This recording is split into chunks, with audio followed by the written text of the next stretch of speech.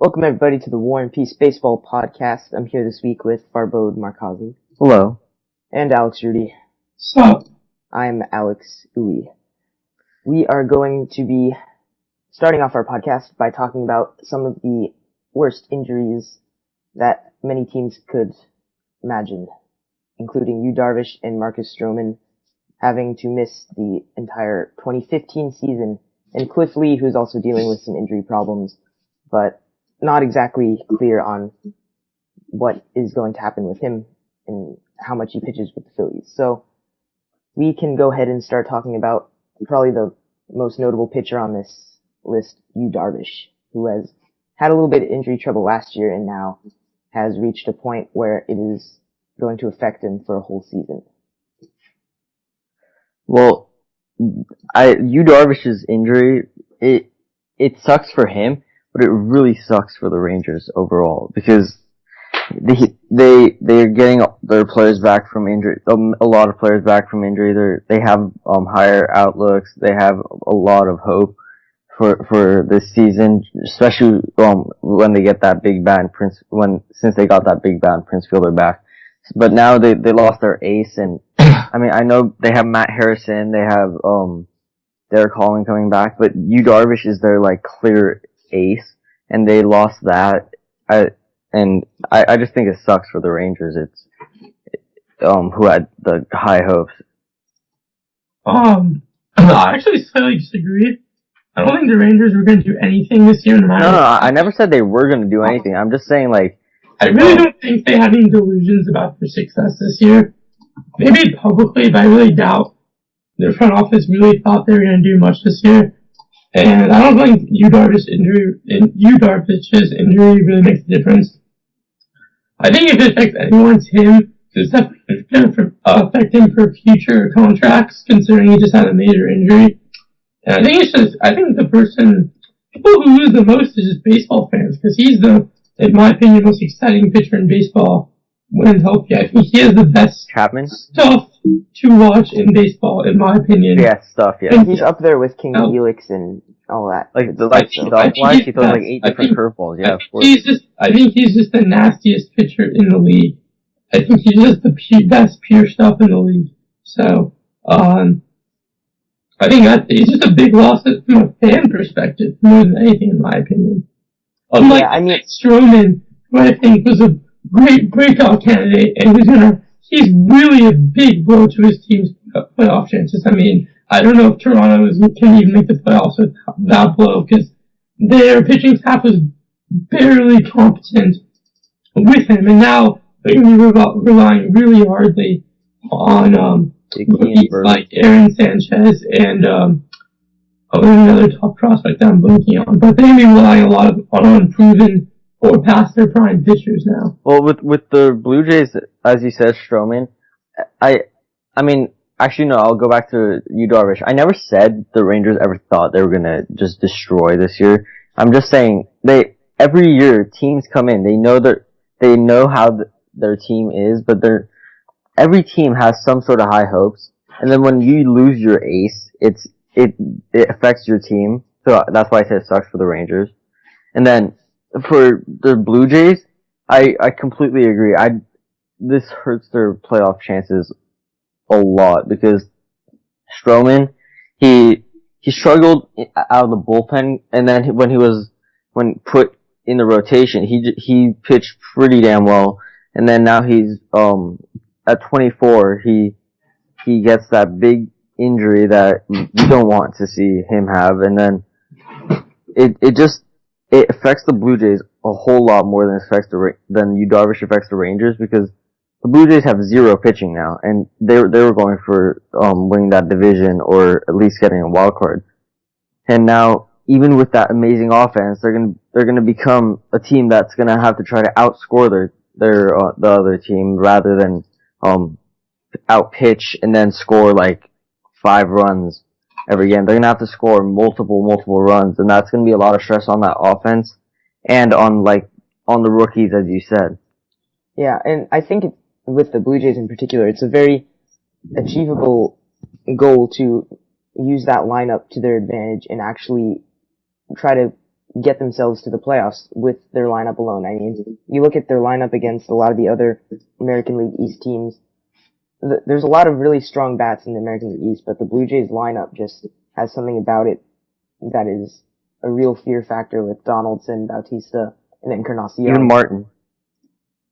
I mean, I'm talking about, like, you look at three big players. No, I know, like, I know. They basically have three. I mean, it also has no DH, no left fielder, no second baseman.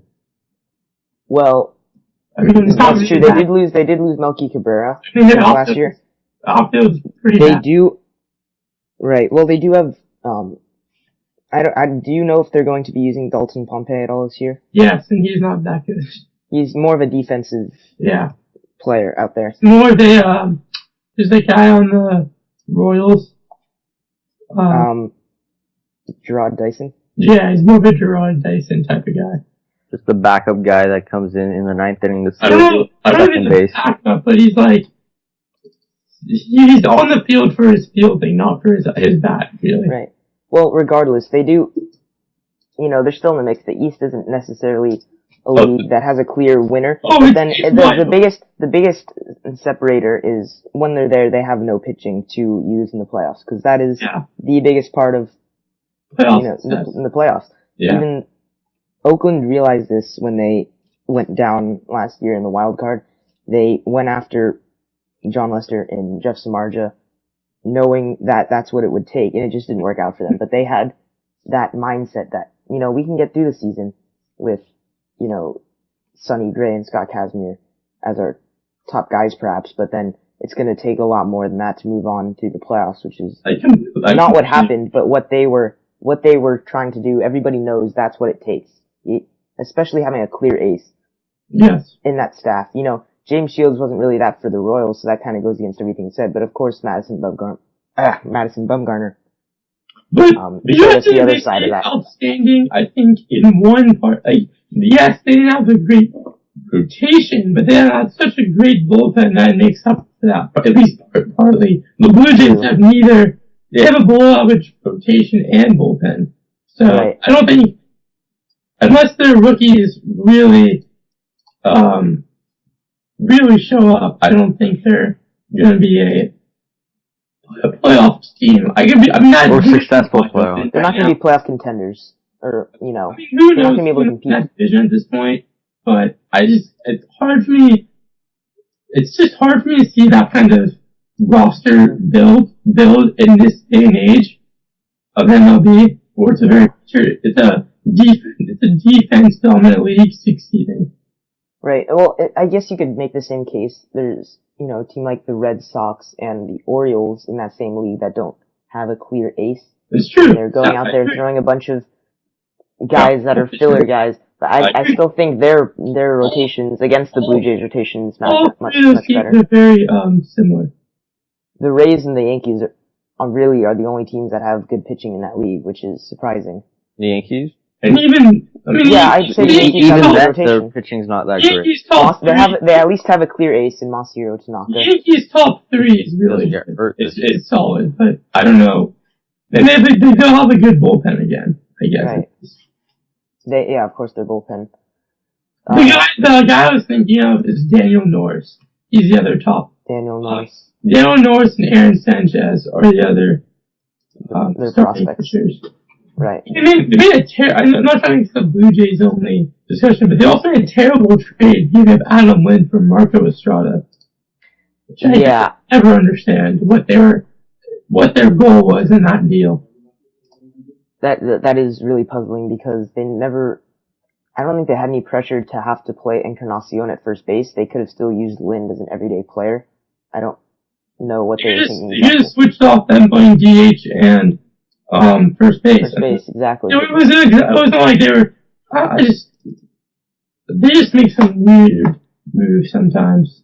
Yeah, and I wanted to touch on Cliff Lee too for a moment. I think we all agree that he was never going to be an impact on the Phillies much this year anyway, similar to Darvish. But for him, in his trade value more so than anything, is going to be greatly affected by this. So it's also probably going to influence his decisions on whether or not to retire in the near future or not, depending on if he can recover from this at all. and we're not exactly sure his plans going forward, if he's gonna have surgery and miss the season or have other issues that nag him as he's trying to pitch through it. So it's kind of sad for Cliff Lee to go down this way. And I say go down because that's just the way it seems. I'm not gonna rule him out coming back, but from this, I hate it at when this point in time, that's what it seems. I hate it when like the older guys get hurt and then it affects they get into the retirement talks. Like I hate it when someone has to retire, is almost forced into retirement because of their injury, because they don't think they can make it back strong. Because it's just not especially with a guy like Cliff Lee, who's had a long career, who's had, some great years. I don't think he or any of his fans would want his career to end with an injuries. So. Right. And that, the case that automatically comes to mind for me is Mariano Rivera. When he injured himself the year before his final season, people were wondering, oh man, is this going to be it for Mariano Rivera? He said, no way, I'm going to go ahead and pitch for my team. And he came back and became Yeah. amazing. And I hope that's the case for Cliff Lee. Mariano Rivera had a knee injury, which doesn't exactly affect your pitching too much. Well, it did take a long time to recover, and at his point in his career, people were wondering if he would be able to. I don't think it's really the same situation personally. I see your guys' general point, I would agree with, but I don't think a ACL tear and a torn flexor tendon in your arm for a pitcher are really comparable situations. Well, I mean, it depends on what leg it is. Because, if it's if it hurts one leg, it either hurts your push-off leg or your landing knee, and trust, it has a lot to do with trust, and especially I don't think that's especially really at Rivera's. We're not arguing about whether or not it's an important injury, or like, as bad an injury. I'm more talking about the way in which you end a career. More than anything, so. People don't usually, the injury Mariano Rivera had was, I don't really think they're the same situation, but I don't think there was ever a question of him. I guess there was now. There were lots of questions. I guess there was looking back on it, but he had a Hall of Fame career, and I think and you wouldn't want it would have been a much bigger shock, disappointment if he went out that way than Cliff Lee leaving the league the way he's leaving with an arm injury. Right, especially because Cliff Lee is not a Hall of Fame player. Yeah, and this might just be unavoidable, where there's just no way he can come back to effectiveness at his age with that kind of injury. There was never really. I don't think anyone really questioned if he was willing to put the effort to just come back. I don't think anyone really questioned if he was going to be effective again. Well, Cliff Lee was never really a power pitcher, which is somewhat helpful because, if he is able to pitch through it in use his location. Who knows if he can lead games after? Right.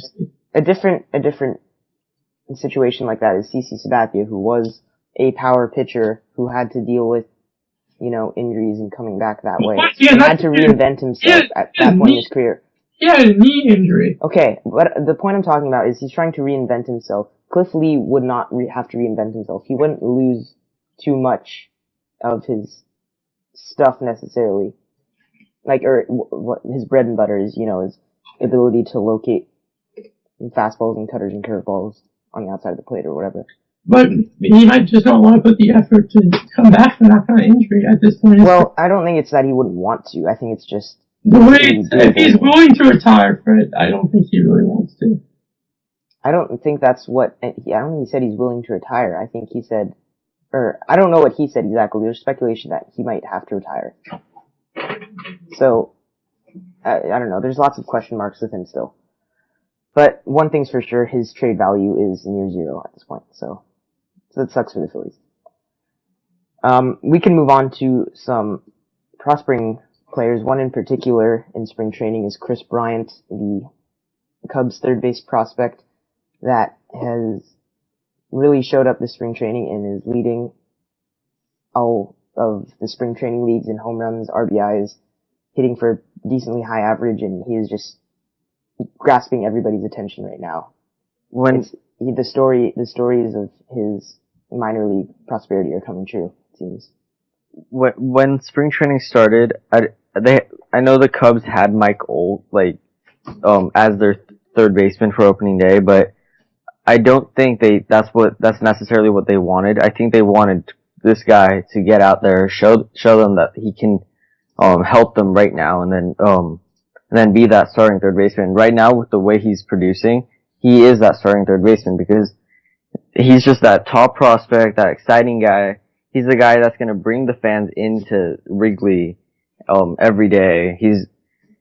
I mean, nothing against all those other prospects, but like this guy, the home run ball brings in any guy, any fan, because the home run ball is it attracts fans, and I think he's just exciting. I think I've watched him play some spring training games. He's just an exciting player, and hopefully he can do that during this season too. I don't think there's a question that he's going to be the starting third baseman anymore. See, the problem, though, is that he's probably not going to be the opening day starting third baseman because of service time. Because if he starts the regular season on opening day, he will accrue 6 years of service time by 2020, which will make him a free agent. But if he starts in, let's say, June, he will only have accrued 5 years and 171 days, or however many you want, by 2020, which will give the Cubs another whole year of arbitration control for him. So, for a long-term plan, there's really it makes the logically most sense to leave him in the minors throughout April. And this is something that really upsets me. It's like the worst player in the Major League Baseball. He's pretty close. I think a lot of people. He's a pretty young blue chipper himself. He strikes out, his strikeout percentage is through the roof. He might hit you like 1 or 2 home runs in that first month or whatever. Listen, I'm not saying it's the best on the field move, but financially it makes a ton of sense. Well, this is the part that annoys me, because it's okay to have this idea that you're not going to bring him in, but when you have a player like this that really proves that he deserves this spot on the field by leading all these categories, and it just seems kind of ridiculous that this 1 year of service time, 5, 6 years in the future, is going to keep him out. Why? What about Gregor Polanco? He was batting 400 in the minor leagues, and they kept him in there just for the service time. That's true, and I'm not necessarily okay with that either, because I think if you're not giving your team the best chance to win at any given point in time, that's just cheating yourselves, and it's kind of... I mean, that's completely true, but I would say that the majority of the major league front offices don't follow that ideology. That's fine, but I don't agree with it, especially when you have a player like this that is proving himself. One of the other things about him is he seems like a much more professional player than a lot of the other prospects you see. He's able to go out there and perform with a different kind of flair than your Bryce Harpers and your Mike Trouts. I've heard some third source information about him that I will not state because I think I know what you're talking about. It, but I don't know if he's as good as a guy as you. A friend of a friend has told me that he's a steroid. Yeah, I don't know if that's true or not, but I've heard that too. I mean, I'm not, Jeff Payson for Yahoo Sports who has the inside scoop and everything, but from someone who I know who knows someone I know him, supposedly claims that he juices. I have no proof, but I heard that he did that in college. I'm not sure if he still does. I don't know if he necessarily, I mean, look at a guy like Will Myers, like, he was, for going into the majors, everyone thought he was going to be a great sportsmanship guy, a guy who rakes, and he's gone traded twice and has had issues with his, attitude and his performance. And so I don't think anything's a guarantee until we really see it firsthand during the season. Yeah, well, at this point, that's a story for another day. If, there are problems that reoccur with that. All I'm saying is that he has earned his spot at third base, and the Cubs are not going to play their best guy at third base just in order to keep him an extra year, 6 or 7 years down the road. But that could end up helping them big time. Like, okay. I'm reading something right now. It's saying exactly what Rudy said. If they somewhat manipulate his service time, they could end up receiving a whole nother year of his production before he reaches the open market, and that could help them big time, especially financially. Okay, well, if you're gonna extend him anyway, if he is able to produce at that capacity in the future anyway. You can't promise that he's gonna be extended. You can't force him. Exactly. Exactly. At that point, there's so many unforeseeable things that could happen in the next years until this year comes into effect. All I know is right now there is one player that is earning a spot at third base and he's not playing on the field for the Cubs. That's all I'm saying. And I don't like that, but that's the reality of how the game works, so. I agree. But I also think that if you have an extra year, it's very valuable. Just, like, I'm in between both of what you guys are saying. I think that if the Cubs want to have the best shot at winning, they'd need him out there starting opening day. But if they also, if they want to sustain that, if they want to be good at, just even financially, if they want to be a little more secure with him, they'd somewhat manipulate his, service time to make sure they have him for that extra year. Just for the benefit of the team also. I mean, I'm an Angels fan. Before Trout signed his contract, I didn't know how long just the service time and everything kind of it scared me. I don't know. If you have basically what I'm saying, like, if you can have another year with your superstar player before he reaches that opening, free agency, it's very beneficial for your team. And he gets to spend another year with your team. Who cares? It's not like he'd hate the Cubs in 7 years and not want to re-sign. I don't think it affects him much. He is Scott Boras's agent anyways. Right. Okay then.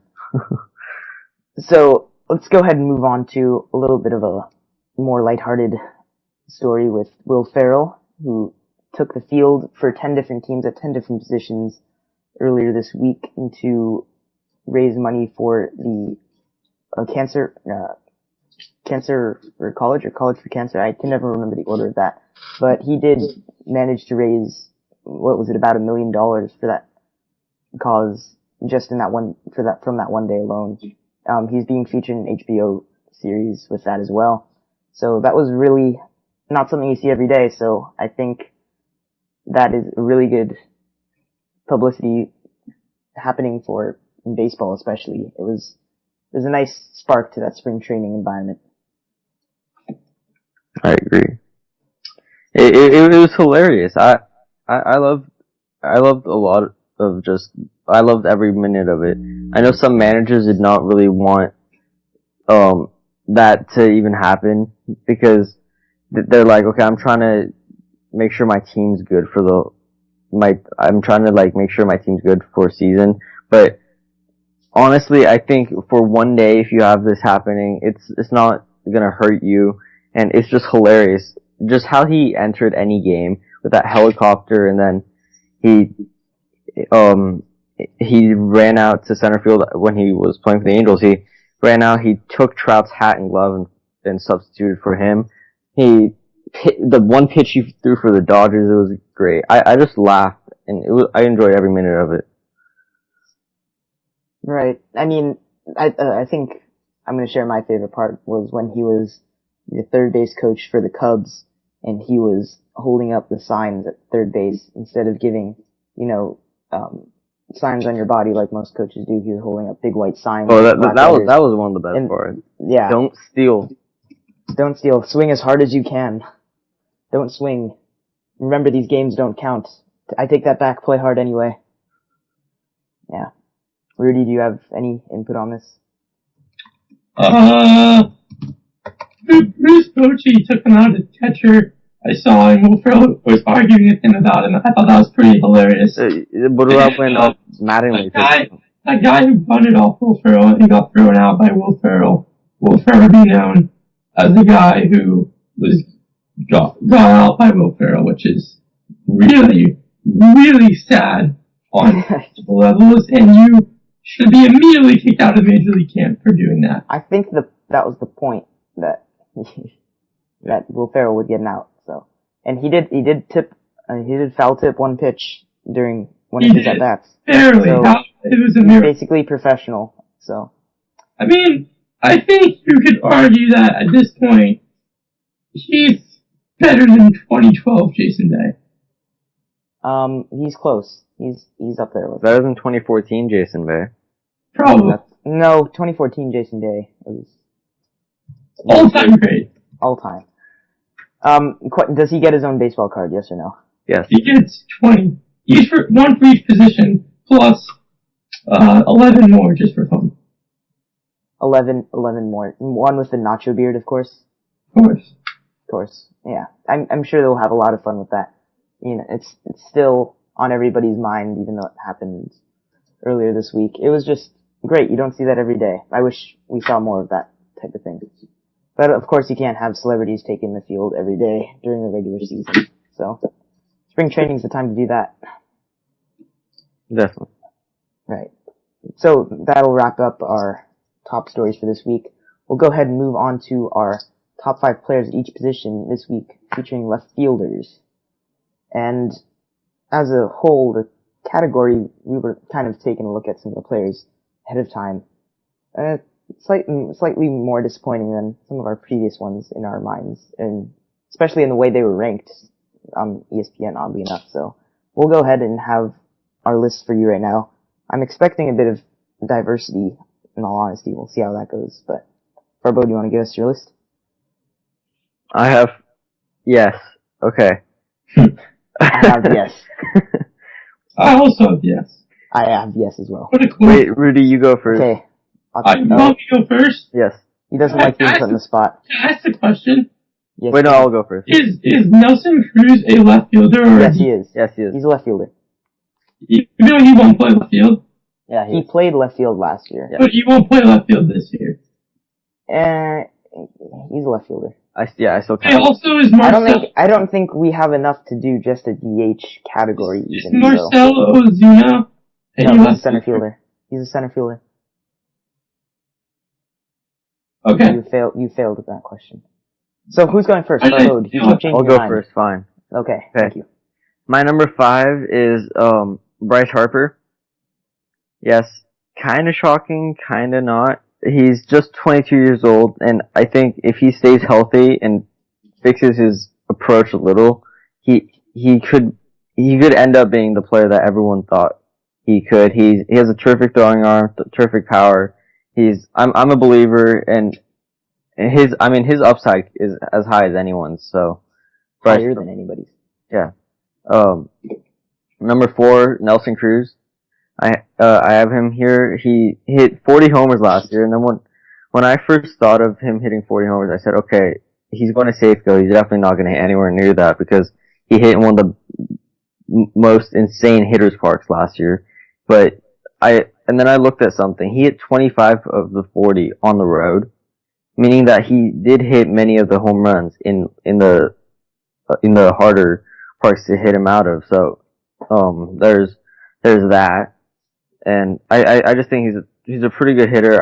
I'm hoping the steroids are behind him because I just love him as a hitter. Alex Gordon, I have number 3. He's a great hitter, great defender. I just love him as on that Royals team. He still hasn't necessarily reached that point where he's like the elite player, but he's still a great player. Number 2, I have Justin Upton. He hits for power. Granted that his power is going to be not demolished, but like a lot less this year. He's not going to hit 29 homers in Petco, but he's going to drive in runs. He has pretty solid average. Not the best defender, but I still like him over I still like him as my left fielder. I'd love him as my left fielder. Number 1, I have Michael Brantley. I'm surprised he didn't give Trout. I'm surprised Trout won unanimously last year, especially with the year Brantley had, because this is the first year he's been elite, but he had 200 hits. He walked a pretty good amount, and his walks to strikeouts were basically they were 4 apart. He struck out very little. He stole 23 and 24 attempts, meaning he's a smart base runner and a fast base runner. He's just basically there. He's one of the best players in the game. I don't think there's a doubt that he's one of the best. He is the best left fielder in the game. Okay.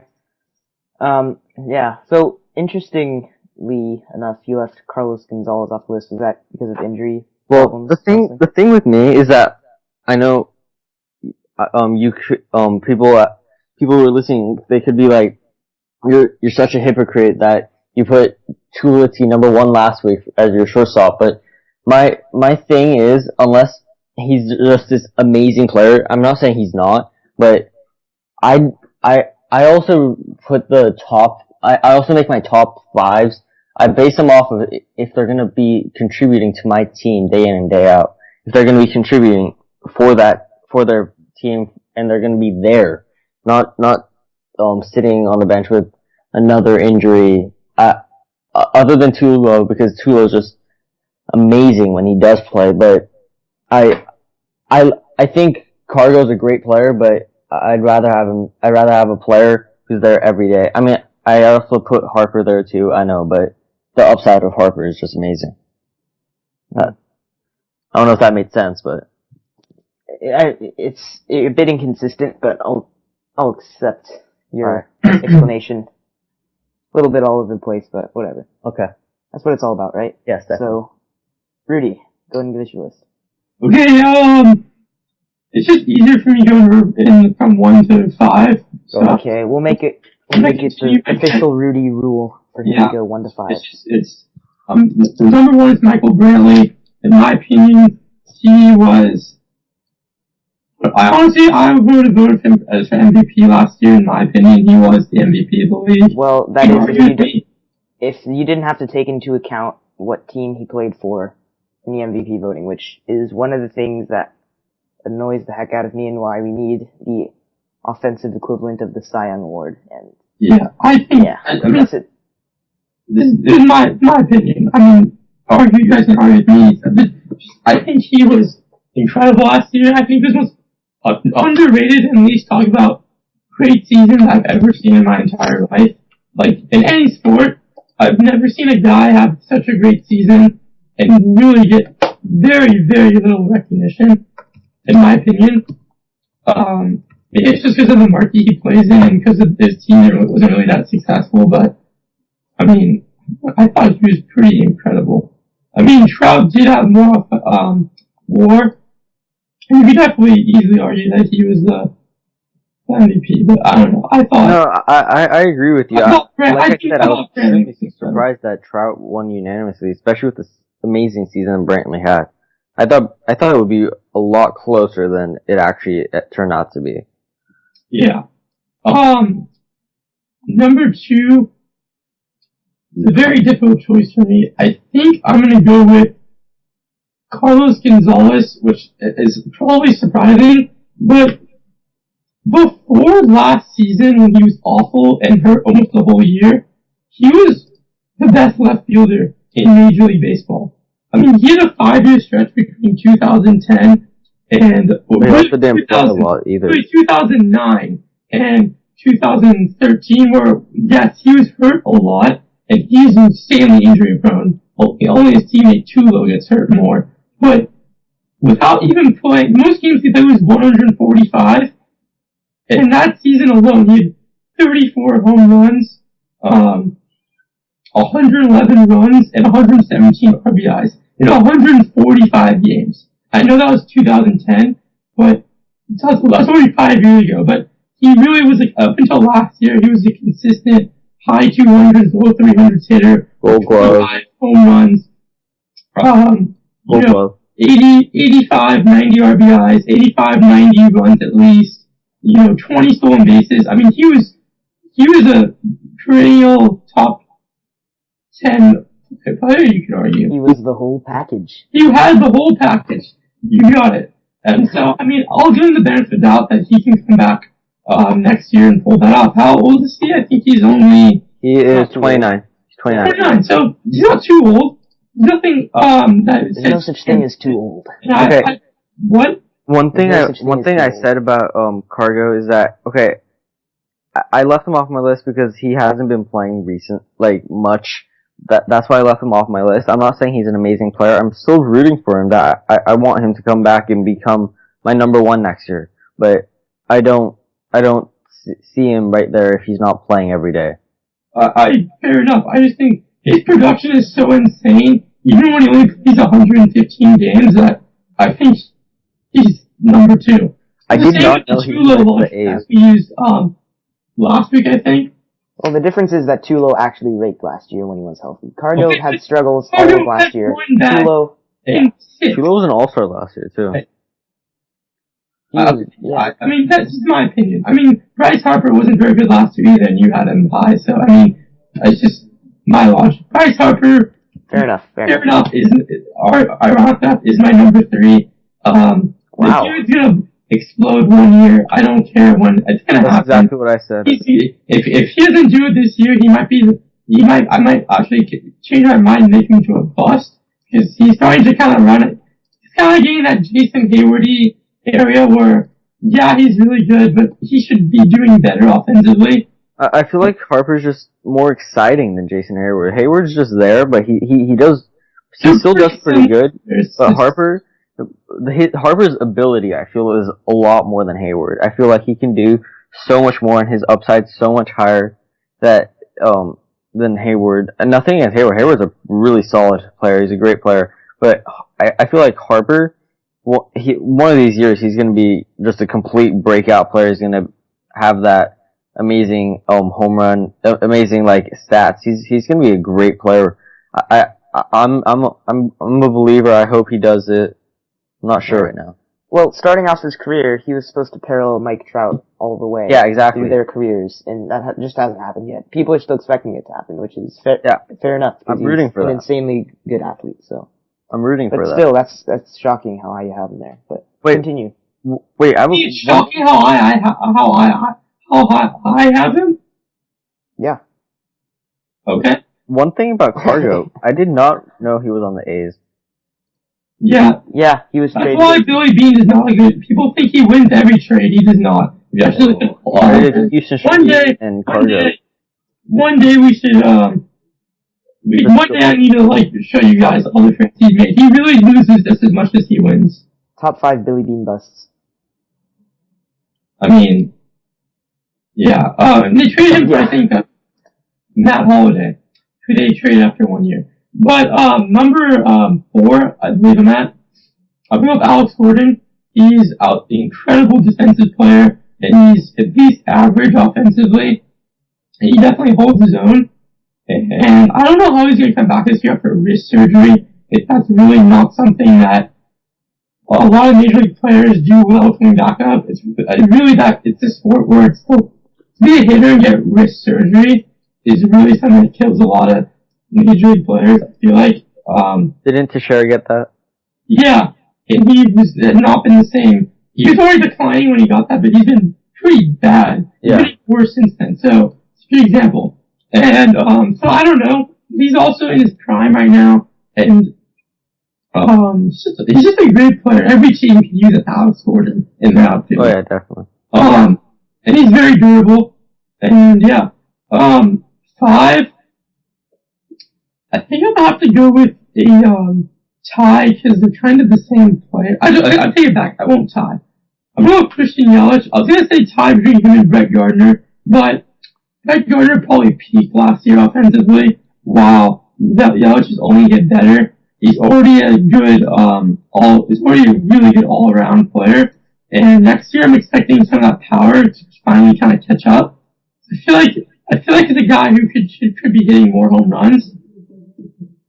And he's going to have a lot of protection in his lineup next year. So I expect those run and RBI numbers to shoot up into in the 90s. And yeah, he scored 94. He scored 94 runs last year. Well, I think the RBIs though are going to go up. Yeah. And yeah, I mean he's just a good player. I don't really count Nelson Cruz as a left fielder anymore because he mostly is DH he mostly DH last year, I think, and he's going to almost exclusively DH this year. Mm. So Justin Upton not cracking your list there. Interesting. Justin Upton is a very overrated MLB player.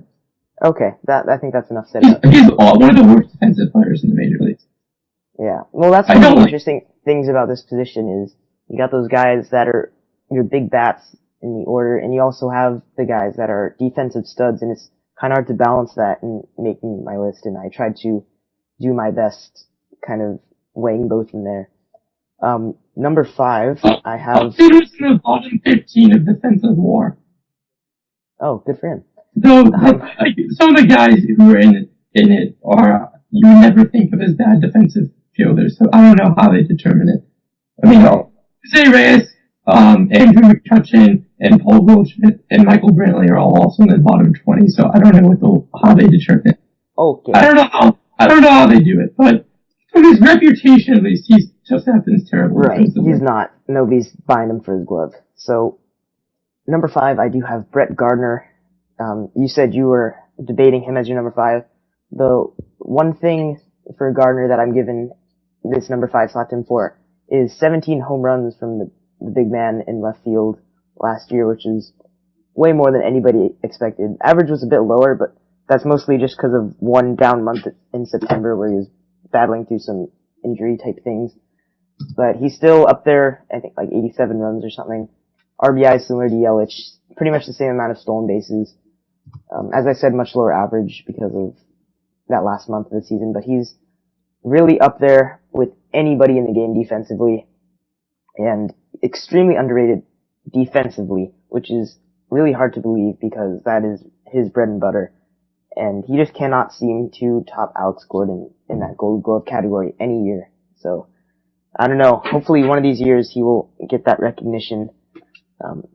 But he is definitely one of the most solid players. He's really one of those constants for the Yankees team that really has had a lot of ups and downs. So, I'm looking forward to the rest of his career.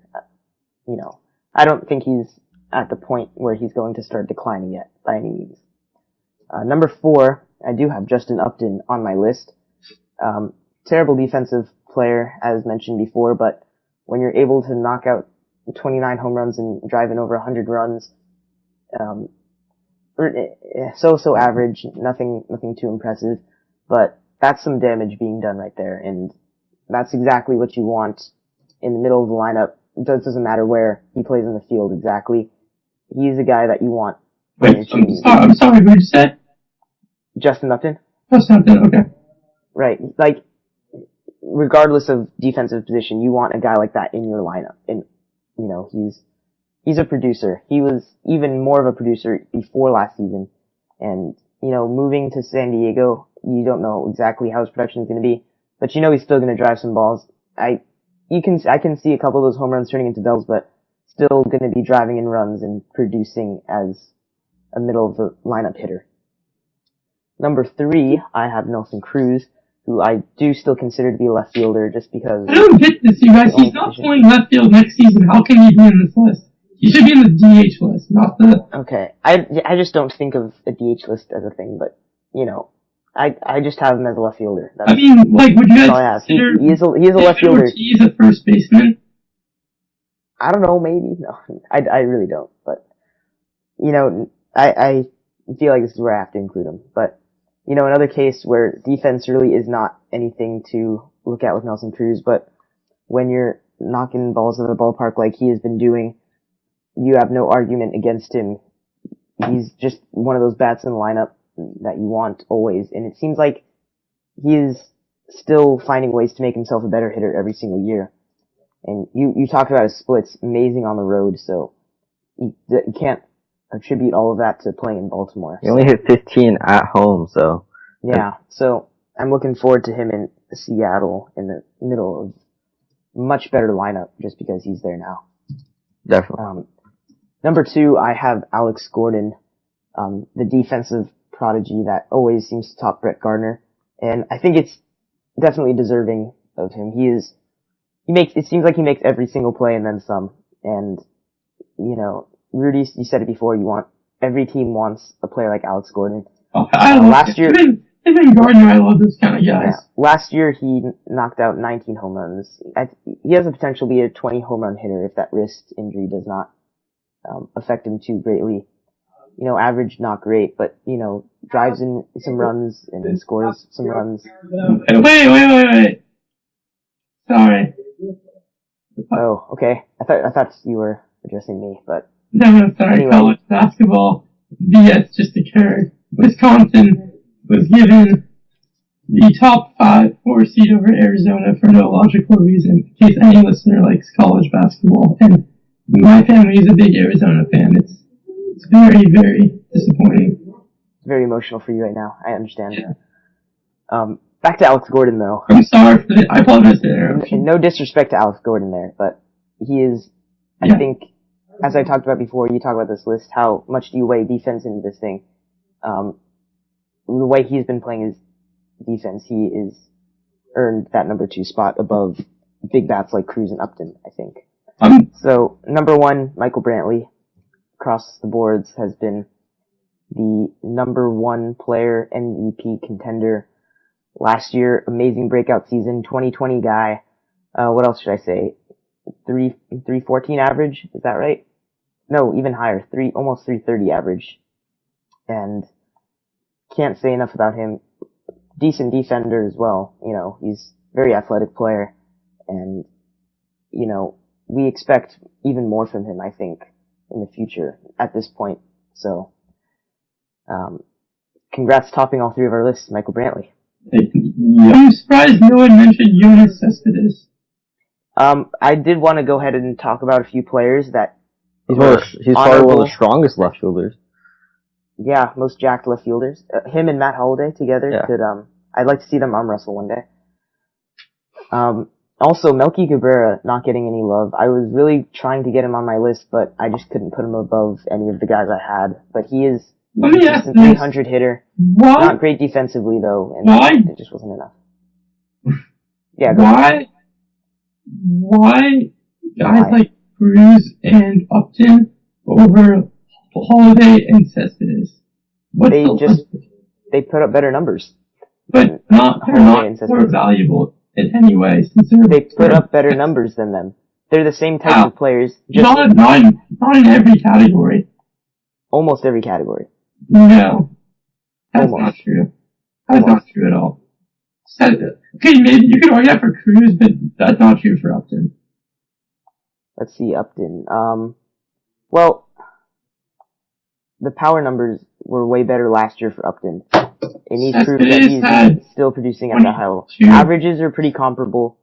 Slightly fewer runs, more RBIs. You know, I don't know. I don't know what you're saying exactly that. Like, Matt Holliday did not produce better than Justin Upton. Neither did Yoenis Cespedes. He came close. But he scored more runs, more average. I don't know. He's a horrible fielder. They're all pretty bad. I mean, Holliday is just bad, that's true. But Cespedes has that cannon, not a great defender still, you know. But, Holiday it was just, those, I fit 2 guys like that into my list. Oh yeah, the top 2 guys that, at their job is. Cespedes, I feel like, Holiday, okay, that's fair enough, I agree.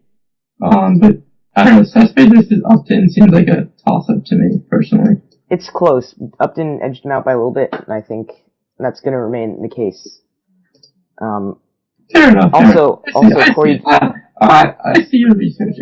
I understand. Mm-hmm. Corey Dickerson also not getting a lot of love. Hit over 300. He definitely did not play enough games. Yeah, 24 I would have put him in there, but I don't think that one season of like a pretty damn good season is gonna make him top top left fielder. Exactly. Same thing He was with, not on our list, but again, pretty damn good left fielder. I mean, so. the same thing you could say about Brantley, but he had like an amazing year. He had No, but Brantley one was year. really solid. No, he was solid, but like last year he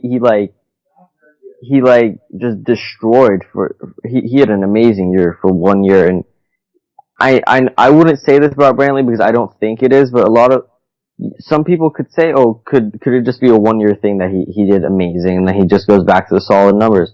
But I don't think that's gonna happen. I'm just saying, you could say that about Brantley, but just by the year Brantley had, we have to put him number one. I don't think there's a better left fielder right now. Mm-hmm. We also have Sin-Chu Chu coming back from injury. Is he going to be left fielder? Not a good one. Okay, well, we'll see how that goes for him. He was, a couple years ago, the biggest on-base machine the world has ever seen, so. It's true, he's gotten hit the most. Well, I mean, he worked with Joey Votto, so. Yeah, him and Joey Votto together. On base forever. Yeah, I don't really have more notables. You got your utility players that play left, like Zobrist and, Harrison, and I'm not gonna mention them in this category, but, you got Mark Trumbo, who's got some I'm rooting for outfield Trumbo experience. Yeah, power hitter that missed a lot of time last year. But, he could be a 40 home run guy. He's got that kind of power, so. A lot of fun guys to watch in left field. Not necessarily well-rounded guys, except for Brantley, but fun to watch. Definitely. At the very least. We should go ahead and get to our teams of the week, though.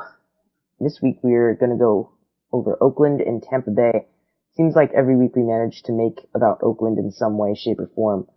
But this week we actually get to crack down on them for real. And then Tampa Bay, at the bottom of that spectrum, talking about how all their changes surrounding them are going to affect their future and potentially hurt them in the long run. So we can go ahead and start with the Oakland A's, though. I know we have lots to say about them. Oakland A's, right? Oakland A's. Well, Okay. This is our last playoff team that we'll be going over, too. Yeah. Just thought I'd mention that. So What do you mean? this is the last playoff team. Oh yeah, because we're going over first, and I see. Yes. So, the thing about the Oakland A's, I love Sonny Gray. I love, Casimir, I think Jesse Chavez is extremely underrated. He's a great pitcher. And those are the positives that I can think of with the Oakland A's. I also really like Drew Pomeranz in that rotation. Yeah, I love underrated. Pomeranz. He was more of a 5-inning starting pitcher kind of guy. I think he was just really because they good. wanted to conserve him a bit. I think he's going to be a decent 4 or 5 man. And then now after the positives, they have Doolittle, who's not going to be ready for opening day. They have AJ Griffin, who had Tommy John in February. I have a couple questions on this team. How's Jared Parker going to come back from Tommy John? This is his second Tommy John, right? I'm not sure. But I just know he's going to come back in June. But my main question is who's going to carry this lineup? I know, is Reddick's second half going to show that he's going to be the leader of the lineup? No, I'm not sure. Brett Laurie, I'm not sure. I doubt Ike Davis. I honestly highly doubt Ike Davis is going to be anywhere near that 30 home run guy he was with the Mets for 1 year. Billy Butler, I'd love for him to lead that lineup, but I don't think he'd be enough to lead that lineup. I just find this lineup just not exciting, like that, run scoring lineup that they were last year.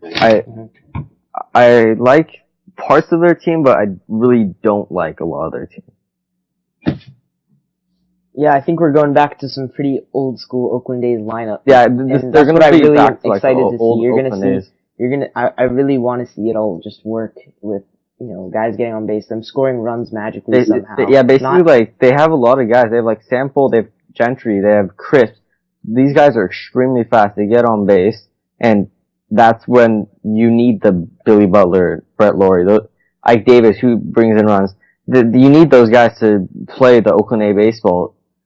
Get on base, move him over, score him.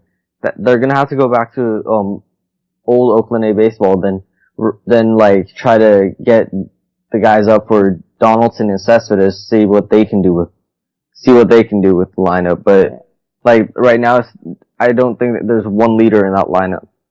Yeah, and you haven't mentioned the loss of Derek Norris yet either, which was one of their Stephen best bats Vogt last year too. Brandon Moss as well. Stephen Vogt's still there. He's going to be one of those on-base kind of guys that he's going to have to be for them to succeed. And he had a pretty decent season last year. They had a pretty good season. Yeah. Yeah, but that's a lot of bats that you're missing. But I think it's just a new look. I think it could work. There's nothing in my I still don't think they're going to be a playoff team. They're going to be gonna competing, but they're not going to win anything. They're going to compete, but they're not going to be at the top of any standings by the end of the year. Okay. Rudy, do you have any thoughts on the A's? I thought we should maybe look a little bit about all the guys they've traded. That's Or the idea. We mentioned some of the that'll bats take they've a whole lost. other podcast. They traded like their whole team. That's true. They did trade Brandon Moss away. They traded Josh Donaldson away. Do you want to be more specific? I think we've talked about all these before. We're just kind of. I was gonna go in their history. I see. As well as kind of thinking. Is this inspired by the Carlos Gonzalez talk earlier? Yeah, they've just made some really. Well, I think strange part of moves. I like to live and learn the past is in the past. I'm sure we'll see some of these trades that were made this year as some of the biggest mistakes made by the A's. I mean, they've let Jason Giambi, Barry Zito, Johnny Damon, Mark Mulder, Matt Holliday, Dan Heron, Tim Hudson, Miguel Tejada, Gio Gonzalez, Jermaine Dye, and Carlos and Gonzalez all go for to perform well on their next teams. I don't know. Are you trying to say Billy Beane's overrated? Yes, he's over. I think he does very well considering what the ownership makes him do. But he's not a guy who wins 100% of the time. I think he does excellent considering what he's required to do, because I think what the ownership appears to make him do budget-wise is ludicrous. But I think it's a million times worse than not letting Kris Bryant start the year in the major leagues. But I really don't like their off season. Why they signed Billy Butler is really hard to understand. The trade of Donaldson was completely unnecessary in my opinion, and they could have gotten more back, I believe. They traded Brandon Moss again for nothing, for no real apparent reason. Either of those guys were getting paid lots of money. I'm sure they could have gone more. Their outfield is really good defensively, really fast, but is devoid of anyone who's really getting on base. I don't know, their offense looks pretty terrible to me. And their pitching staff does not looks okay, maybe. I think they'll probably be tied with the Astros for third best team in that division. Oh, okay. That's an interesting prediction. I don't think they're very good. I mean, yeah. I don't think they could have had a worse offseason, to be honest. Right. Well, okay. That's a bit extreme. They also did trade away Jeff Samardzija. Forgot to mention that one. And they did get Tyler Clippard back in that series of a couple trades pretty consecutively with the Rays first and then with the Nationals. So they ended up with Clippard somehow, even though they traded away some of their unloaded some prospects, which is really weird with Ben Zobrist. I look at their team. I don't know exactly what their plans are. Their middle infield right now. We never know with the Oakland A's, to be honest. With Billy Beane, we never know what their plans are. So, right. I mean, we shouldn't waste our time trying to. One of the weirdest middle infields right now with Marcus Semien and Ben Zobrist. You also have Eric Sogard that you can throw in there. I don't think you'd be inclined to. I mean, I'm all for the specs. I'd like to see him come back, but that's not a thing. So, yeah. I think we've really burnt out Oakland, and there's a lot of negative talk, and there's a lot of, well, it could happen kind of talk too. But I think the general consensus is, at best, they're going to be second, third place team. They're not going to be up there with second place. Okay, second place, really? Best case scenario, second. Over who? The Mariners. Period. Really? If things go badly for the Mariners. If the Mariners let all their players die, I feel like the Mariners might win the division. Might be the best. Yeah, I think they could very well win the division. They could, but things could also go wrong. I'm just saying, best case scenario, everything goes right for the A's. I think that's literally impossible. The fifth starter for the A's, his name is Kendall Graveman, and I did not know that was a person until... Nice to meet you, Kendall Graveman. Excuse me? Yeah. I said nice to meet you, and then, yeah. You introduced me to him, so there you go. That's all, I think that's all you need to know. Okay, all I'm saying is, there's no real potential there to win. For which? The A's. There's no. Yeah, I don't really get the long-term goal is confusing because they don't have any farm system now. They have a tiny farm system. It's terrible. It's all sneaky players farm system. It's like, they're really back to where they were in 2002 when the Moneyball kind of started. Yeah, back to square one. Yeah. Put it all down, start over again. They went all in last year and failed. But That was it. They went all in last year and failed. They went all in last year and failed. This is what happens when you can't afford to continue that. You don't have the budget to continue the legacy. Yeah. Okay, like I said, I think that'll do it for our Oakland talk, though. We should go ahead and move on to Tampa Bay in the East, another team that is going through major reconstruction. They're the A's of the East. The A's of the East. No, but I find the Rays, I know they still made some trades. I know some fans are scratching their heads. Wait, can I just interrupt and just... Yeah. This is all you need to know about their offseason and how horrendous it was. They lost their manager and their GM. They both left. Yeah. Completely different feel. What? Completely different feel from the Rays teams that we've seen since 2008. By all measurements and opinions, those two, Joe Madden and their GM, whose name I'm blanking on, were arguably the best in the business. So they're in serious trouble. Okay, so this Rays team, I'm not going to be as negative with these guys as I was with the A's. I feel like... Why? Because Andrew Friedman. Yeah, okay. Yeah, Friedman and the A's other guy, Franz Zaid or whatever his name is, they both went to the Dodgers. That front office is a powerhouse in LA now. But the Rays right now, they have possibly one of the most hopeful, one of the brightest and youngest rotations right now, with Alex Cobb, Archer, Smiley, Matt Moore when he comes back. I feel like out of those guys, Archer and Smiley might have the better upsides. And then their lineup overall, I don't like it. But it's basically like a Tampa Bay Rays lineup. There's nothing exciting about it. There's Evan Longoria, but I'm hoping he gets back to normal.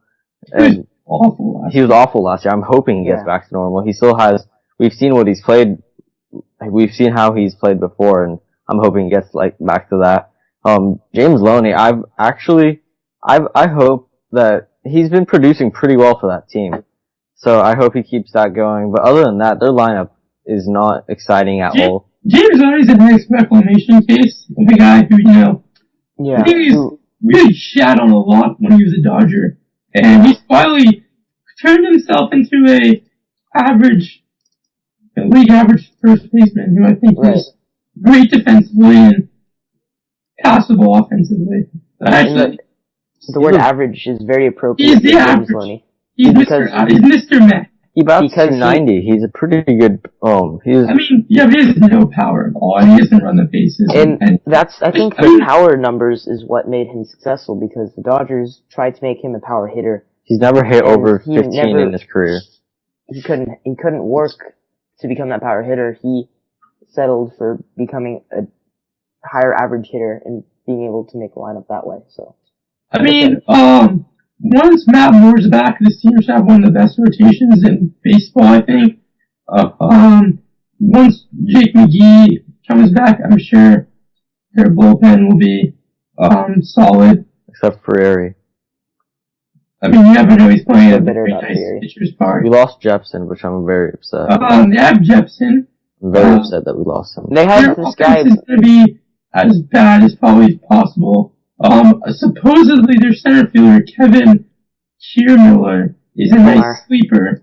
He is good. I've He's a good heard. player. He played He's a last good year. player, but He played right field for them, I think. He played some He's not- center, I know that. He's projected to play center by MLB.com. Is Desmond Jennings a left fielder? No, he's a center Yeah, fielder. they have Desmond Jennings in left. I don't know. They have Steven Souza. Steven Souza is another deep Another sleeper upside. guy who could become. He's definitely has the. He's like one of those raw guys. Yeah, I don't he seems know. very Will Meyer-esque. He's the You don't know what to expect of him. He's the physical traits to be an excellent hitter, but I don't really like their offseason particularly. I don't know why they traded Will Myers. Maybe they know something we don't, but I mean, by that logic, why they even trade? I don't know. They totally lost the James Shields trade if they, by that logic.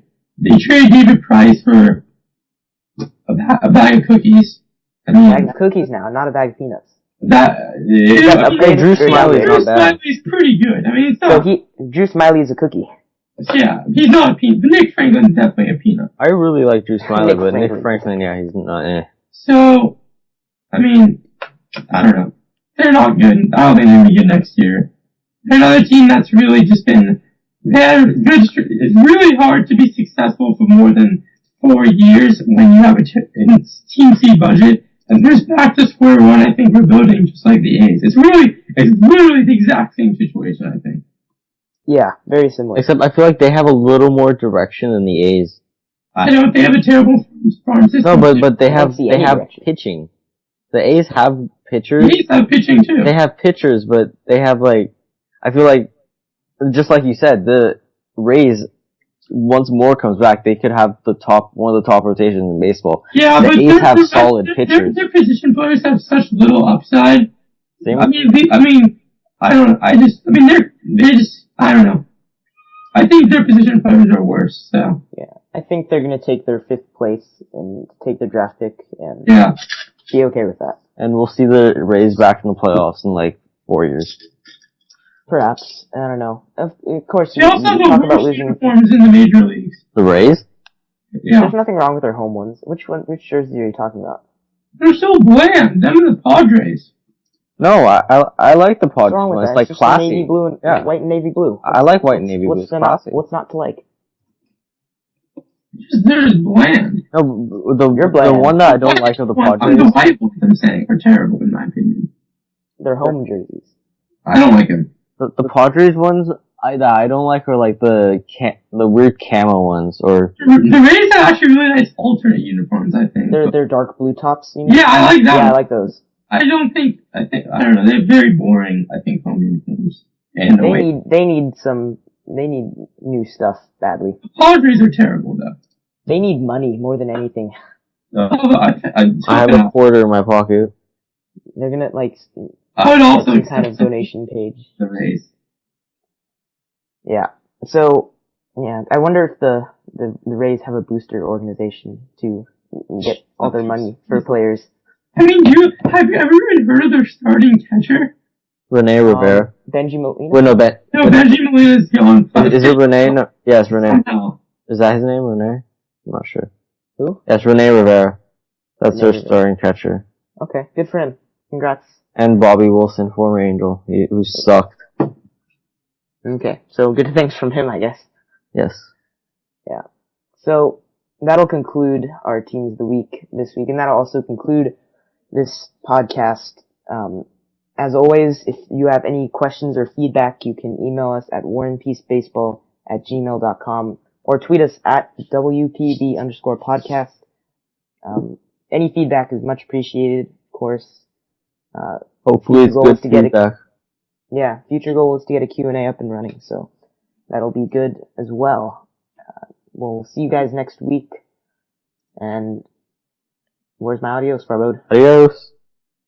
Peace.